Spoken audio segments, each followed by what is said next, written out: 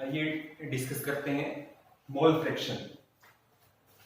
Mole fraction mole fraction को हम denote करेंगे एक्स से। क्या सिंबल होगा मोल फ्रैक्शन का?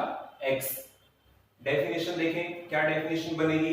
Ratio of number of moles of one component. आपको पता है किसी भी सॉल्यूशन के दो कंपोनेंट होते हैं, सॉल्वेंट और सोल्यूट। तो हमें क्या करना है? Ratio of number of mole of one component, किसी भी एक कंपोनेंट के नंबर ऑफ मोल लेने हैं, to the sum of number of moles of all the components. और हमें क्या करना है? उस एक कंपोनेंट के नंबर ऑफ मोल्स को डिवाइड कर देना है, किससे? Sum of number of moles of all the components. Mole fraction calculate करने के लिए हमें क्या करना है? जिस कंपोनेंट के हम मोल फ्रैक्शन कैलकुलेट कर रहे हैं उस कंपोनेंट के हमें नंबर ऑफ मोल्स लेने हैं। उस कंपोनेंट के हमें नंबर ऑफ मोल्स लेने हैं। मान लिया हम सॉल्वेंट का मोल फ्रैक्शन कैलकुलेट कर रहे हैं, तो number of moles of solvent लेने हैं और उसको डिवाइड करना है किससे? Number of moles of solvent plus number of moles of solute. जितने भी कंपोनेंट है सबके नंबर ऑफ मोल के सम से हमें उनको डिवाइड करना है, तो हमें क्या मिल जाएगा? Mole fraction. सपोज करो हमने सॉल्वेंट के नंबर ऑफ मोल्स को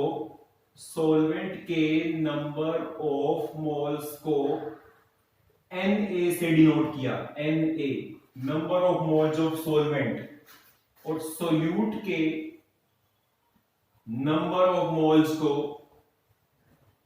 हमने Nb से डिनोट किया। Nb, A stand for solvent, B stand for solute and N stand for number of moles. तो आइए सबसे पहले हम मोल फ्रैक्शन ऑफ सॉल्वेंट कैलकुलेट कर लेते हैं। मोल fraction of solvent, mole fraction of solvent. Mole fraction का सिंबल हमने क्या लिया था? एक्स। सॉल्वेंट के लिए हम क्या यूज करेंगे? A, X A. Mole fraction of solvent किसके इक्वल आ जाएगा? Number of moles of one component. क्योंकि हम सॉल्वेंट का मोल फ्रैक्शन कैलकुलेट कर रहे हैं तो हमें नंबर ऑफ मोल्स किसके लेने होंगे? सॉल्वेंट के, Na। हाँ जी, उसके बाद divide by sum of number of moles of all the component. Solution के कितने कंपोनेंट होते हैं? दो, सॉल्वेंट और सोल्यूट। दोनों के नंबर ऑफ मोल्स का सम, यानी कि Na प्लस Nb। इस फॉर्मूले से हम मोल फ्रैक्शन ऑफ सॉल्वेंट को आसानी से कैलकुलेट कर पाएंगे। उसके बाद सेम इसी तरह मोल फ्रैक्शन ऑफ सोल्यूट,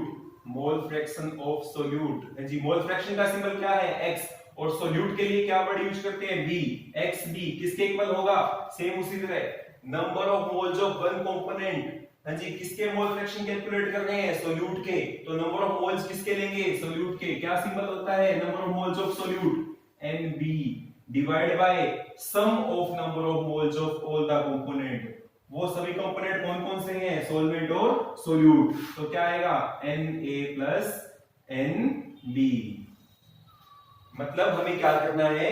जिसका मोल फ्रैक्शन कैलकुलेट करना है उसके मोल फ्रैक्शन ऊपर, और नीचे जितने भी कंपोनेंट्स हैं सभी के नंबर ऑफ मोल्स का सम।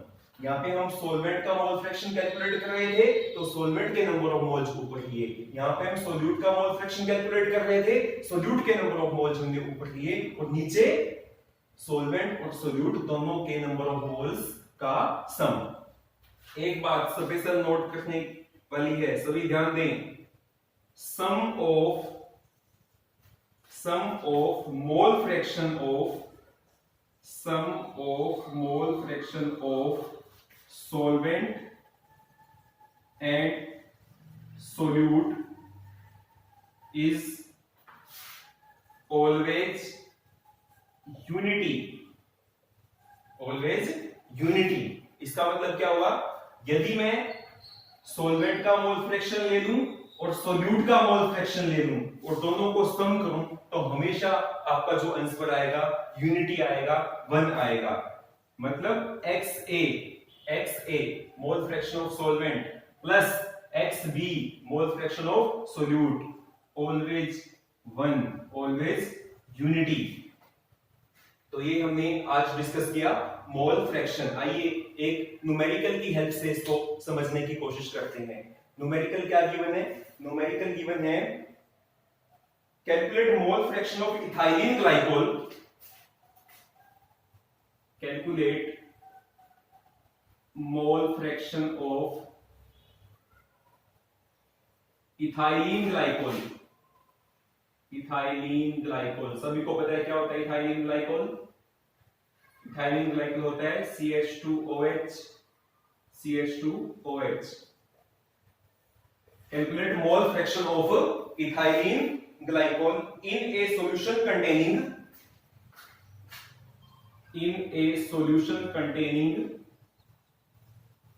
in a solution containing 20% ethylene glycol by mass, 20% ethylene glycol by mass। ये न्यूमेरिकल हमें सॉल्व करना है। देखिए कैसे सॉल्व करेंगे इसको। सबसे पहले देखो क्या लिखा हुआ है यहाँ पे 20% इथाइलिन ग्लाइकोल बाय मास। इसका मतलब क्या होता है? इसका मतलब होता है 20 gram ethylene glycol, 20 gram ethylene glycol is present in 100 gram solution. 20 gram ethylene glycol is present in 100 gram solution. और सॉल्यूशन किस में प्रिपेयर किया जाता है इथाइलिन ग्लाइकोल का? वाटर में प्रिपेयर किया जाता है। मतलब वाटर का मास कितना है? सॉल्यूशन का मास कितना है? 100 ग्राम। सॉल्यूशन का मास 100 ग्राम है। इथाइलिन ग्लाइकोल कितना है? 20 ग्राम। तो 100 माइनस 20, 80 ग्राम जो मास है वो किसका आ जाएगा? वाटर का। तो हम कैसे लिख सकते हैं? हम इसको ऐसे भी लिख सकते हैं 20 gram ethylene glycol, 20 gram ethylene glycol is present in 80 gram water, 80 gram water. ऐसे भी लिख सकते हैं इसको। अब देखो वाटर यहां पे क्या है? सोलवेंट। इथाइलिन ग्लाइकोल यहां पे क्या है? सोल्यूट। अब हम क्या करेंगे? यहां से सोलवेंट के नंबर ऑफ मोल्स कैलकुलेट कर लेंगे, यहां से सोल्यूट के नंबर ऑफ मोल्स कैलकुलेट कर लेंगे। आइए पहले सोलवेंट के नंबर ऑफ मोल्स कैलकुलेट करने हैं। क्या सिंबल है number of moles of solvent? Number of moles of solvent क्या सिंबल है? Na। कैसे कैलकुलेट करते हैं? Given mass by molar mass. Given mass कितना? 80, मोलर मास कितना? 18। तो ये हमें क्या मिल गए? Number of moles of solvent. Same इसी तरह यहां से हम क्या कैलकुलेट कर सकते हैं? Number of moles of solute. Number of moles of solute कैसे कैलकुलेट करेंगे? Given mass by molar mass है जी। गिवन मास कितना? 20, molar mass ethylene glycol calculate कर लेते हैं। देखिए यहां से कितने कार्बन है? 2, C2। H की हाइड्रोजन कितने हैं? 2 2 4 5 6, H6। ऑक्सीजन कितने हैं? 2। कैलकुलेट कर दीजिएगा। कार्बन का एटॉमिक मास 12, 2 कार्बन है कितना होगा? 24। हाइड्रोजन का कितना होगा? 6। ऑक्सीजन कितना होगा? 32। टोटल कितना हो जाएगा? 62। टोटल कितना हो जाएगा? 62। तो गिवन मास कितना? 20 और मोलिकुलर मास कितना हुआ? 62।